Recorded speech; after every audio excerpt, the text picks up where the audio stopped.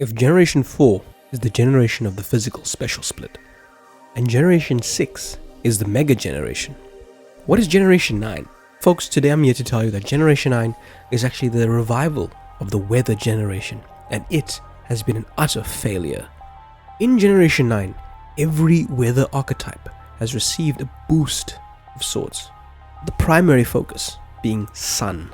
Previously, it was not uncommon to see that sun was dominated by fire types that would smoke you with their incredible specs or choice scarf boosted high powered attacks, or chlorophyll grass types that would double their speed, surprise the opponents with their life or boosted power.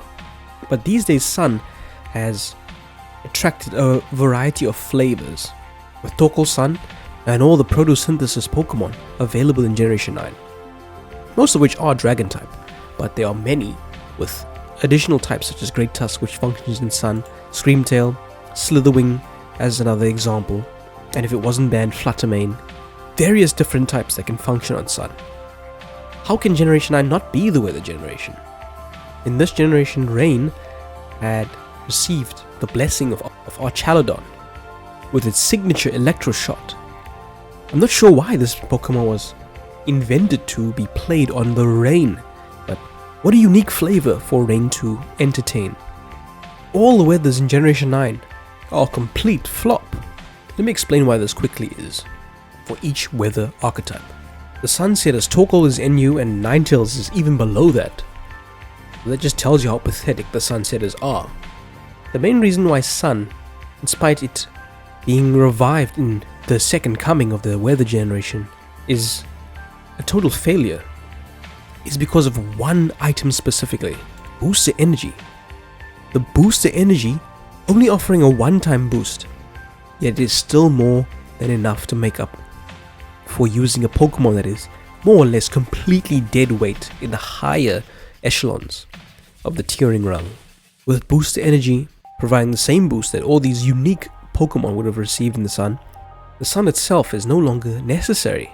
When it comes to using Sun, all the new flavors that they introduced in Generation 9 function outside of Sun perfectly. It has never been the case that Pokemon like Typhlosion and Chlorophyll Pokemon function in the higher tiers without their respective weather. They are weather dependent.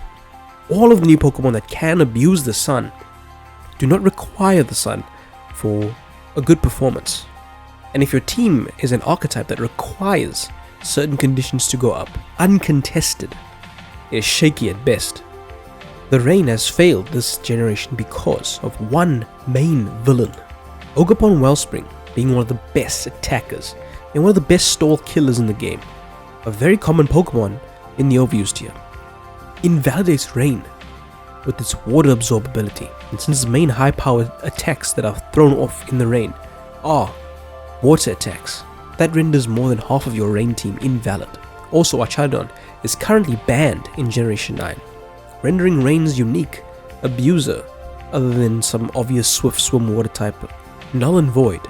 Rain does possess the Overqwil that it could use to add a unique flavor, but with Great Tusk being the number one Pokemon in the overused tier, such an ask for Overqwil is only good on paper. In practice, not so much.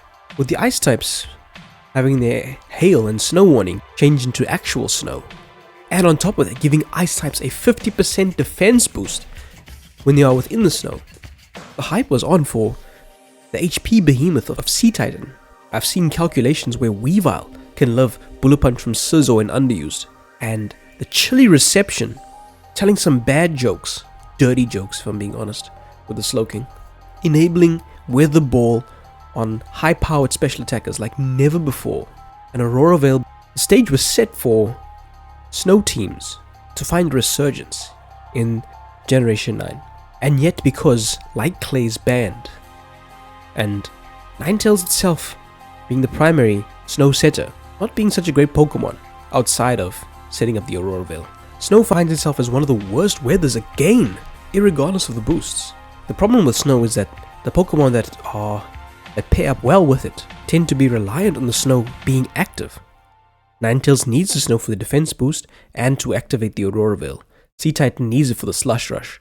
Weavile is so squishy, and with no snow, there's no Aurora Veil and no Weather Ball, so you'll be wasting a move slot on a Pokemon like Thundurus in potentially using Weather Ball to grab a surprise KO on a grass type that might come in to resist your electric attacks.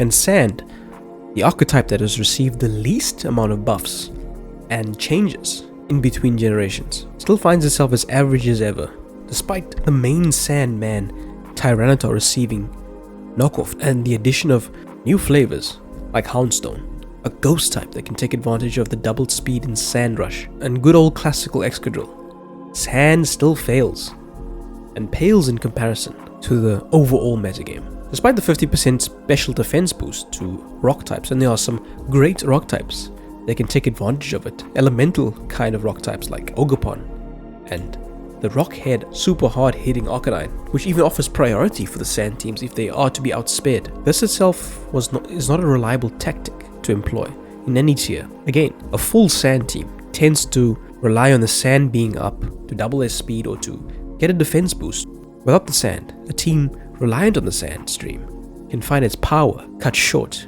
and their Pokemon's overlapping weaknesses catching up to them. Folks, if you want to know my opinion, I'd rate that from best to worst. The weathers for this generation, it goes as follows.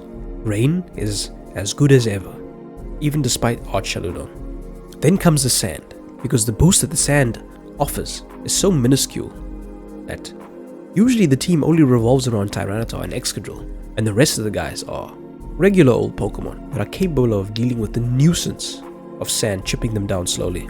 And then Sun, despite all the brilliant new Pokemon Sun has received and even the legendary Koraidon, Sun still sucks, as the Pokemon that's power gets jacked up by the Sun are not reliant on the Sun, and the Sun setters are as useless as always. So most people tend to use the Sun abusers that do not rely on the Sun in a different, alternate fashion. And lastly, Snow.